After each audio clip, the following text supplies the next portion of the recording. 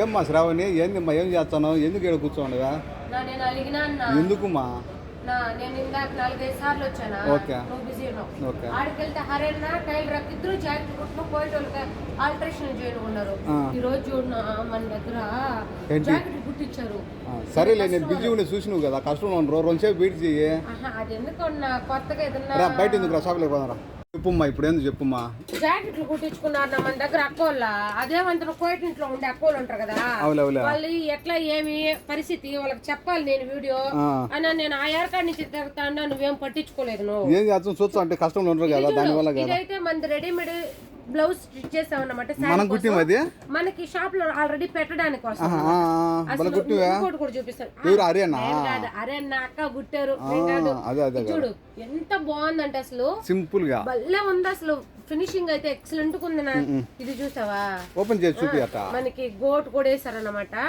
నేను మీకు ఇదో ఒక్కొక్క చూడు దీనికి చూడండి ఇలా అబ్బా ఏంటి ఇది నాడాలు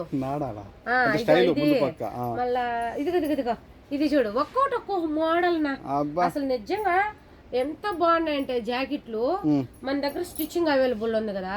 అక్కోళ్ళకి చెప్తే కోయటింట్లో ఉండే అక్కోళ్ళు సాపర్ పోవాలనుకునే వాళ్ళు అప్పటికప్పటికే రెడీ అవుతారు.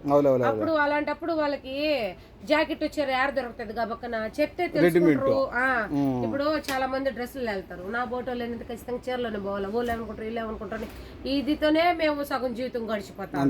కాబట్టి ఏదో పోయేటప్పుడు ఒక పాతకొకైనా చుట్టుకోమో అనుకో లెక్కలో పడిపోతాం. లేదంటే మో కోయట వచ్చింది మో అని అంటారు. కొంతమంది ఏంటంటే కలివల్లి ఎవరైనా అనుకునేలే మేము ఇన్నేళ్ళు కష్టపడకుండా అనుకుంటారు అనమాట. అట్టోళ్ళ కోసం బయటింట్లో ఉంటారు మరి వాళ్ళు ఏం చేయాలా దాని నుంచి చెప్పించుకుందాము వీడియో పట్టుకునే వాళ్ళు ఎవరు లేరంటే ఒక్కరు పట్టించుకోలేదు.